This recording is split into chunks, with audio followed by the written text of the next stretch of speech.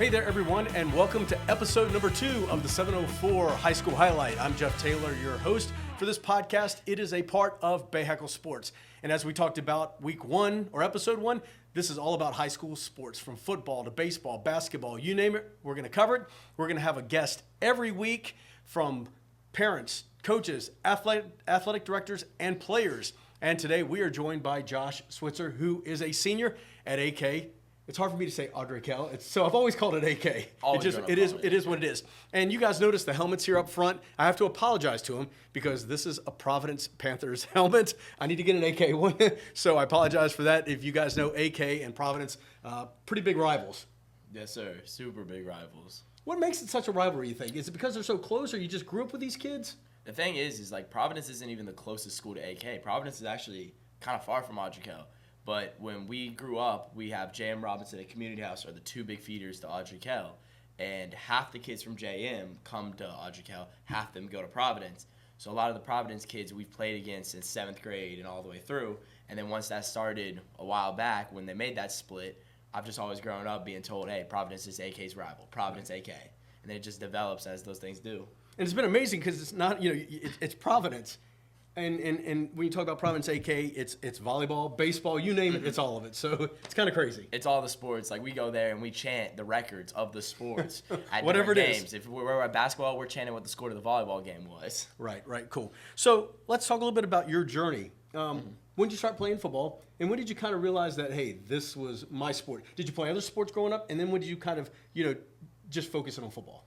So I've played football since, probably early elementary school, even before then, playing flag football at the YMCA. But then my family was big and play all sports. So I played soccer, I swam, I played basketball. Those were my main, it would be each season I had a different sport. So 4 seasons, 4 sports. And I played those all the way up until middle school, most likely. And then I dropped soccer because I decided that one wasn't really for me. I was too physical for the game. Pushing people around on the soccer field. Too many yellow cards, right? Yeah, pushing people around on the soccer field is not the hottest thing. And then I kept up swimming, kept up football, kept playing basketball. In middle school, I picked up track. So my 8th grade year, I was a 3-sport athlete at Community House, track, basketball, football. Then I got to high school, realized I wasn't tall enough to play basketball, so we cut it down to football. But then I continued swimming. I swam at Ardrey Kell my freshman year. And I would have kept up swimming all 4 years, but then COVID hit. Right. And then my sophomore year, COVID aligned football and swim in the same season. So that's where I decided, you know what? I was like, I like football way more than I like swimming. Right. I'm going to stick with the game. And that's when I put everything into football. And then even last year, I picked up track and ran track. So when we talk about football playing in the younger days, I know my son played with you with the South Charlotte Patriots, I think is what it was, correct? Yes, sir. And we talk about Pop Warner. Let's talk about Pop Warner for a second, because I coached it for 10 years, and I know it feeds into the middle school and the high schools. It seems that Pop Warner really does it right. When you think about not only how they do the scholar stuff, but also with the age and the weight. You have to be a certain amount, weight-wise and age-wise, because they don't want these huge kids playing. It seems like Pop Warner really does it right. In my opinion, I think Pop Warner is the best way to do it. Now, there are other options out there where you could go play an unlimited weight class and all that.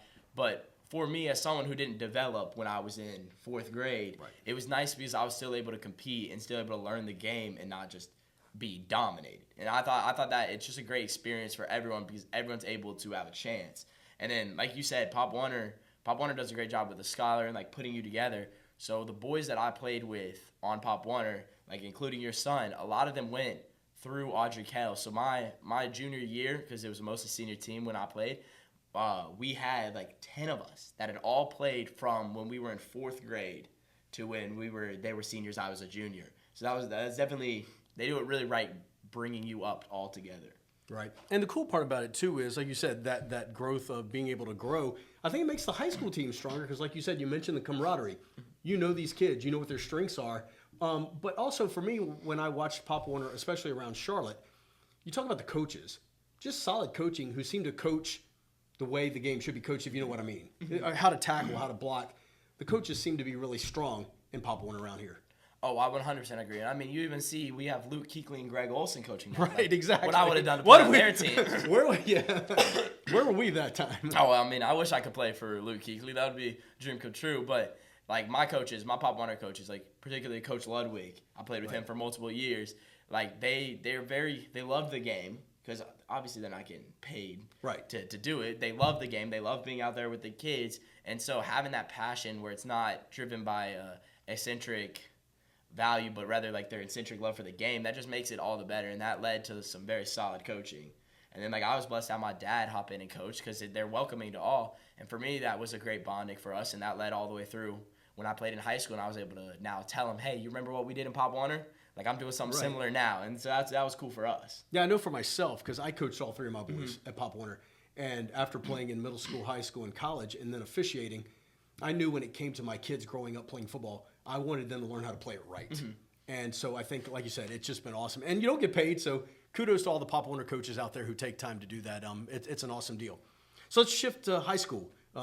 AK, just talk to me about your journey at AK from freshman to senior year, just what it's been like for you. So Ardrey Kell.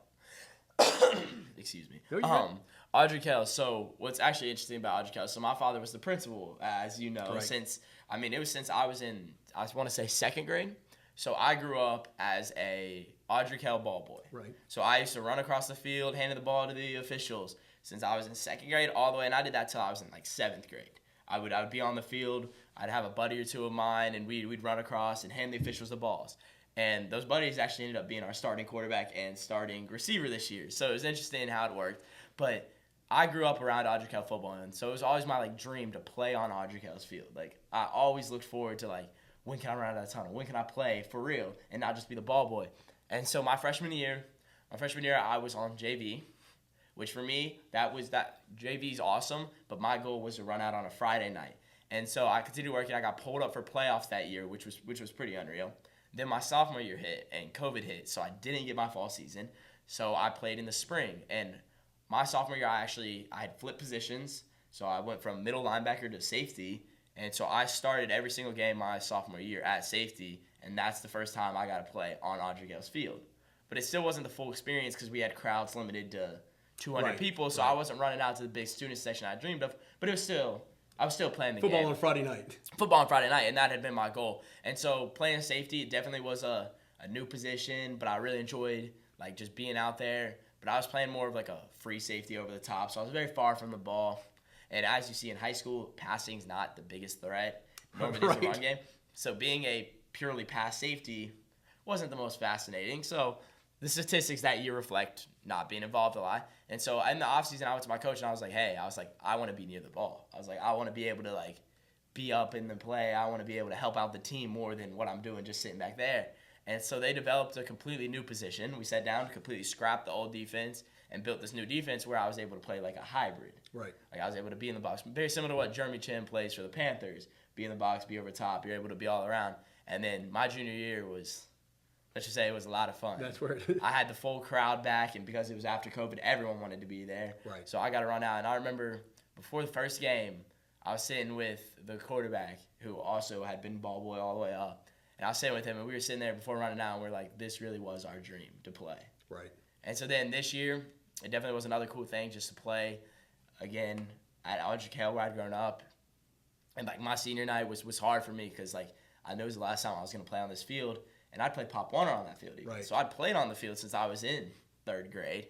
And so that was definitely a sad thing, but it was a cool experience. And then the biggest thing about AK, though, is my best friends are my teammates. Like, not a lot of schools can say that. And, like, I've consistently said, like, my best friends are my teammates. The guys I hung out with last night were my teammates. The guys I'm probably going to hang out with tonight are my teammates. And that's just because we played in middle school together. Like, when I say I was running track, I was running with my football teammates. When we were playing basketball, half our basketball team were my football teammates. So it's definitely been, AK have done a very good job, like, creating a culture of togetherness. Cool. Let's talk a little bit about, I know when my oldest played, Jack, at Providence, not even his last home game as a senior, but his last game, I think they lost to Butler in the playoffs. And we realized that moment, his high school career had come to an end. I know you played in the Queen City Bowl, which we'll get to in a minute and stuff like that. I know you're going to move on, and we'll talk about that too in terms of playing at the next level. Remind me again, the playoffs, how did that end? Sorry. Unfortunately, man. Sorry. It's coming at me. It finished at Mallard Creek against Mallard Creek. Got it. First round. That was not a fun game to finish. That game ends, though, and that's when you kind of realized that the high school football career come to an end? I know with my kid, we kind of just embraced each other and the tears were flowing and stuff like that. Was that a tough moment when you realized that part had come to an end? Oh, man. Now, I won't lie, my senior night was tough. And that was the game before. Right. Because my senior night, we had known we were going to be an away game. And so I had known, like, hey, this is my last game on Ardrey Kell. Like, I remember that one, I gave my parents a hug. I was tearing up, but I was like, okay, like, we're still in this. Like, right, I'm still playing with the same guys. And so I went up, but then I was sitting with, like, one of my good friends up at we prepare up at the baseball stadium. Okay. And I was sitting up there with him because we're captains, so we were cleaning up. And he goes, that's really the last game we played at Ardrey Kell. And that's when I was kind of like, oh, shoot.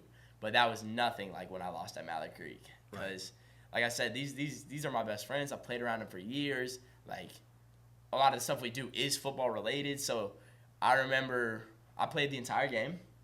And in the fourth quarter, I started playing receiver. There you go. So in the fourth quarter, I did not leave the field. I was playing every single special team. And if coach tried to pull you, you weren't going to go. Oh, no. There was no way I was going to leave the field. Right, but, exactly. But they grabbed me, and they're, like, going at receiver. And I was like, score. I was like, at least I'll get to finish out doing what I wanted to. But I remember when it blew, I just stood there for a second, and I was like.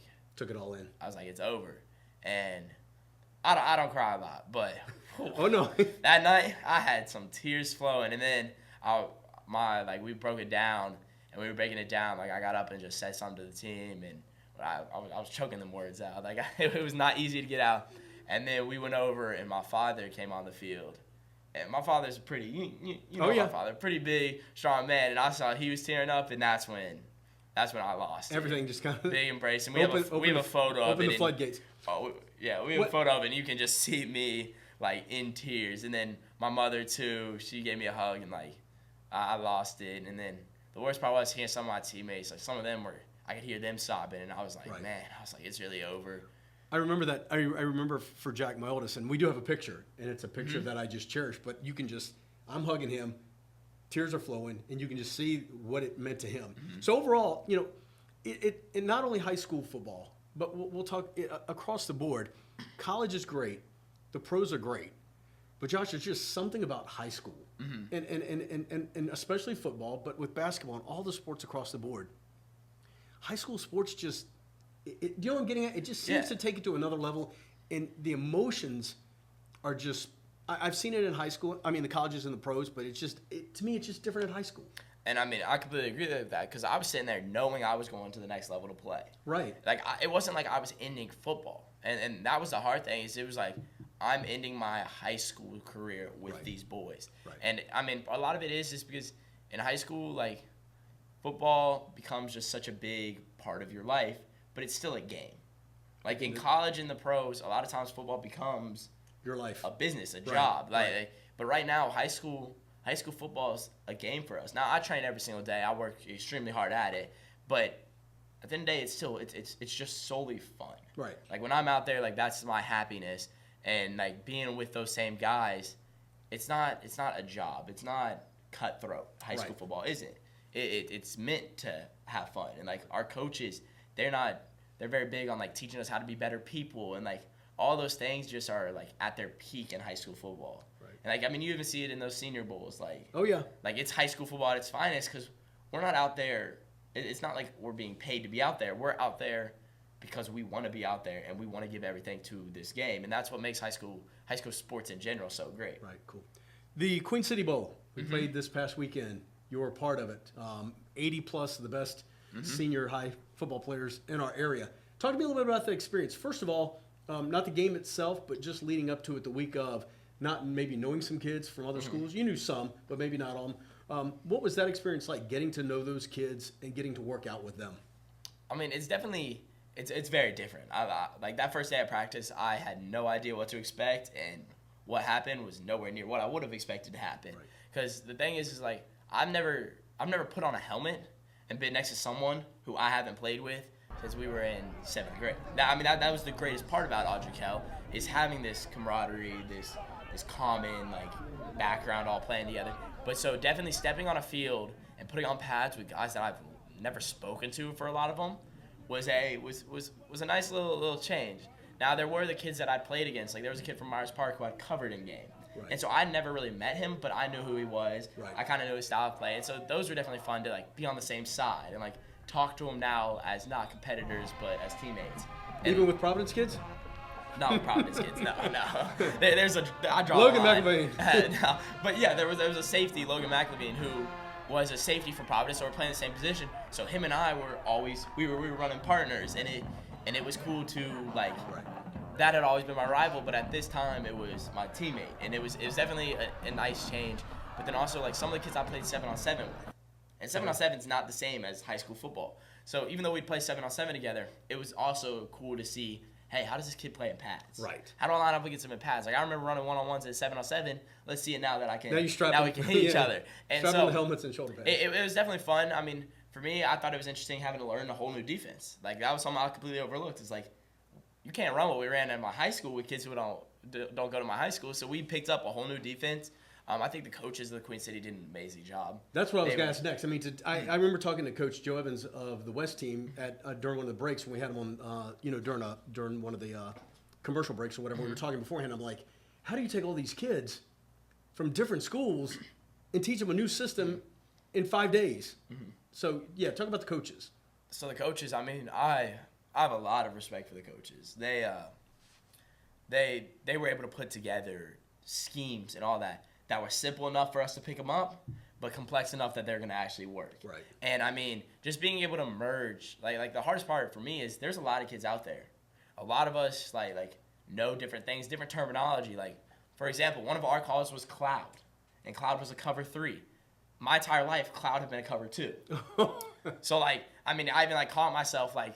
They would be saying cloud, and I'd be about to roll into cover 2, and then I'd be like, oh shoot, cover 3. Or yeah, because it was completely different. And I like those coaches. At the first day they were like, we're not paid, we're out here for y'all. And when they said that, I was like, these guys really are out here to make us better. And so on Wednesday, as you know, it rained. And freezing. Pouring. I know. Freezing rain. And they had told us, they're like, yeah, we're going to be in the gym. The West team didn't even practice. They told the East side, they said we were going to be on the gym. So we all come, and then one of the coaches was like, you know what, let's go out. And I was like, okay, I'd rather be out than be in the gym. And instead of doing like a normal practice, it's raining, it's cold, they just let us run scrimmages. Wow. And we just played. And that was like, out of all the days of Queen City, the rain playing with these guys was by far my favorite because the coaches were into it. Right. We were running around. We were celebrating because it was just playing football. And the coaches they played a huge part in that by hyping everything up. They would be like I remember I had a pick 6 one day, and the coach comes running off the sideline, and he's the first one to celebrate with me. I was like, this is what we want. Yep, that's awesome. So the game itself, I went back and watched it this morning. There wasn't a touchdown scored until, I think, 6 minutes to go in the third quarter. Talking to Coach Joe Evans again on the sidelines, that's kind of what he expected, though. And in these type of games, even though, like we talked about before the podcast started, you didn't get a lot of action because the offenses, it took so long to get going. Is it just easier on the defense in a game like that? I mean, personally, I would think it would be harder on defense. You're in schemes. There's no holes. Like, routes on air is a lot easier than coverages on air.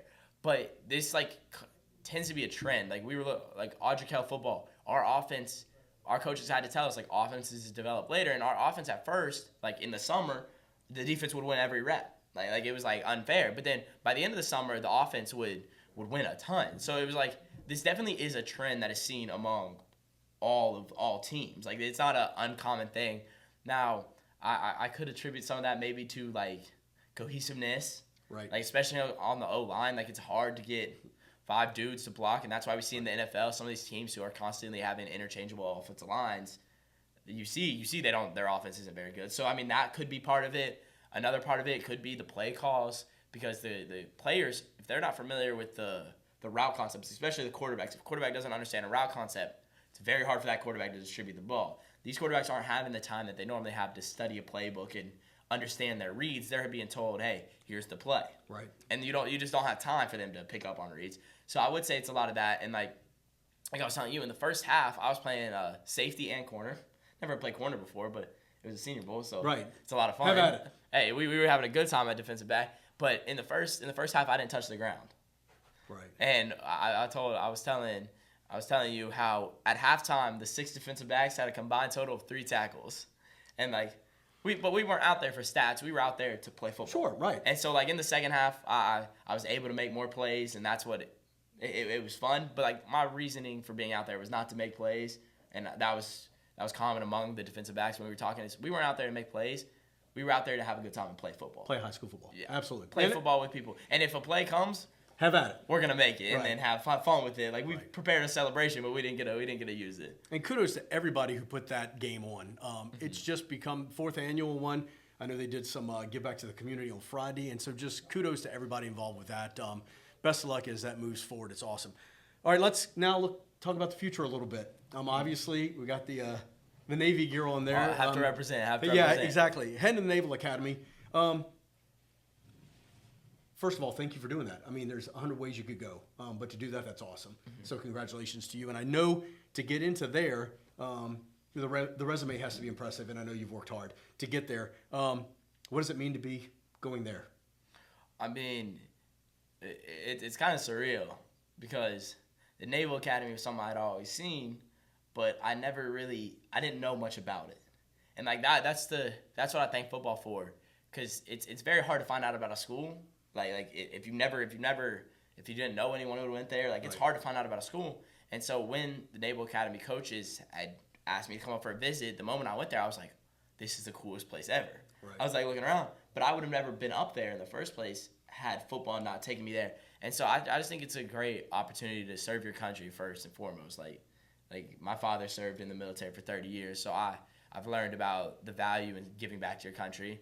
And then also it's a great opportunity to meet your brothers. And like that was one of like my biggest selling points. Like I've said with Ardrey Kell, like one of the best things is these are my guys. Like I've played with them always. And at the Naval Academy talking with their players, they were very big on like, hey, we are brothers. We are going to stick together. And I mean, you even saw that with the they had a coaching change recently. And they didn't lose anyone to the transfer portal. No one left. And so that's a huge thing at somewhere like Navy is it doesn't matter who the coaching staff is, the players, the culture there is so strong. A lot of that was due to the past coaching staff. They built all that, and I have a lot of respect for those coaches. But you didn't see everyone leave because that brotherhood still is there, and that was one of like the biggest things where I was like, I want to be a part of that. Right. How crazy was the recruitment process? Did you talk to a few colleges? I mean, you're getting letters in the mail, coaches talking. How crazy is that? So the recruitment process is Twitter. It's Twitter. It's Twitter. Really? Okay. Which was weird for me because I didn't know what Twitter was. Like I knew what Twitter was, but like I thought it was just like Instagram where you just post pictures. Right. And a couple years ago, someone was like, "Hey, if you want to get recruited, make a Twitter." I make a Twitter. Every single coach I communicated with had texted me on Twitter first. Really? If it was asking for my address to send mail to, they texted me on Twitter. If it was asking for my phone number so we could call, they texted me, "Hey, what's your phone number on Twitter?" So that was definitely cool. And for me, the recruitment process was long.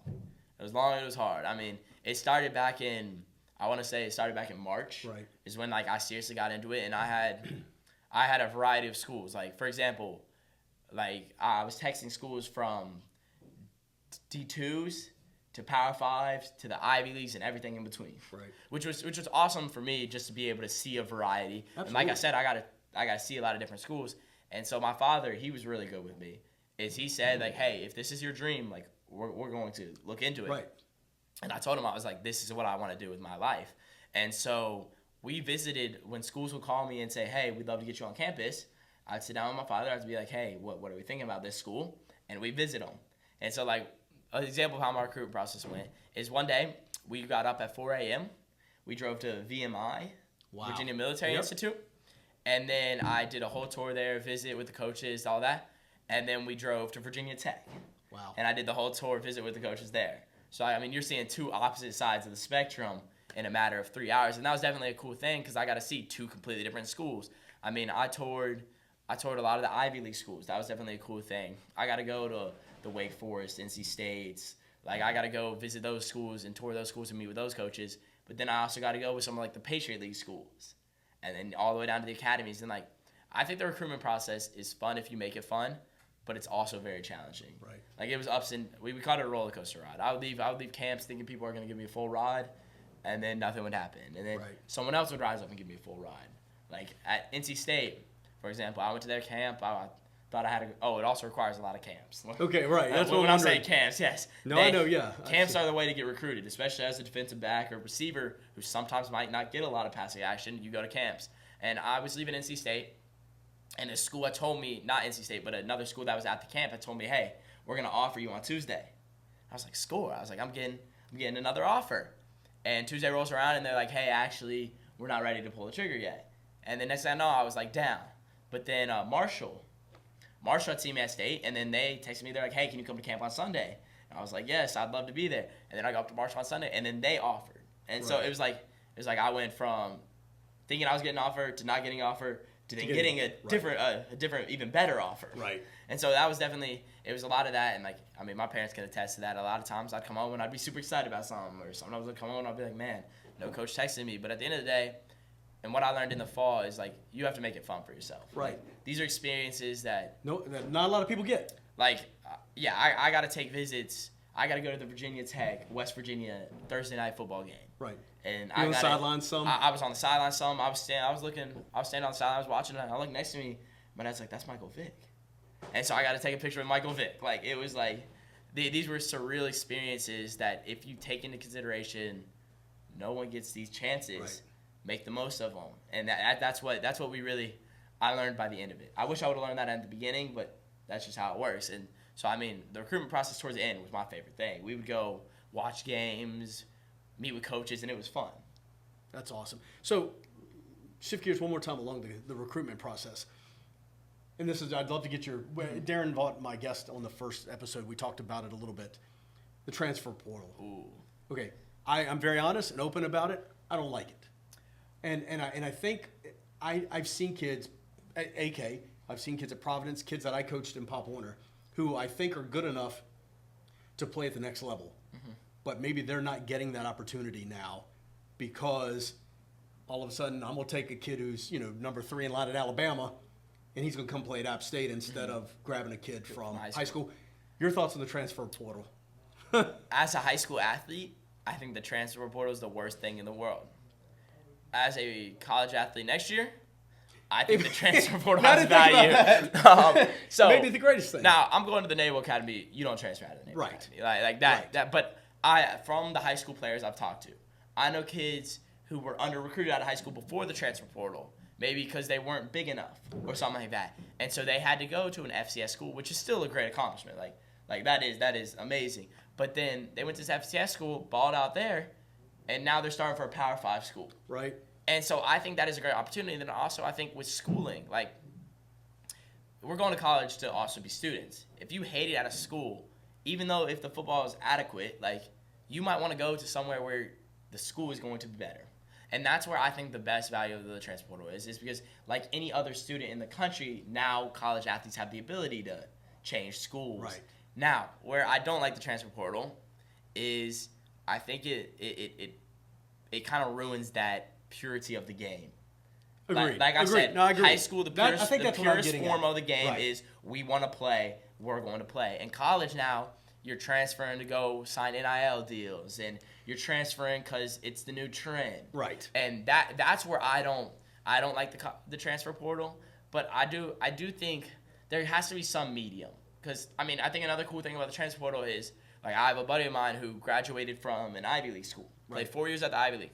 Loved all 4 years, but it wasn't the biggest football for him. Right. But he got his Ivy League degree, and now he's going to transfer, and he has Power 5 offers. So now he's going to get the best of both worlds. He's going to finish out with the best education in the world, but then now he's also going to get a chance to play that Power 5 football he dreamed as a kid. Right.